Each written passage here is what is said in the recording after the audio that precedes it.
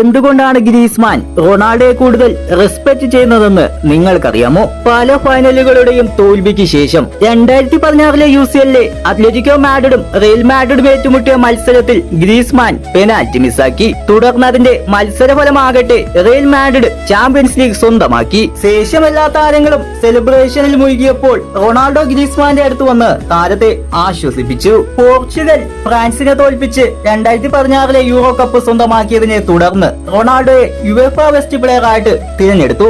Griezmann ആയിരുന്നു രണ്ടാമതായി runner-up ആയത്. തുടർന്ന് റൊണാൾഡോ ഗ്രീസ്മാനോട് പറഞ്ഞത്, നീ തോറ്റതിൽ എനിക്ക് വിഷമമുണ്ട്, എന്നാൽ ഞാൻ വിചാരിക്കുന്നു നീയും ഇത് അർഹിച്ചത് തന്നെയാണ് എന്നാണ്.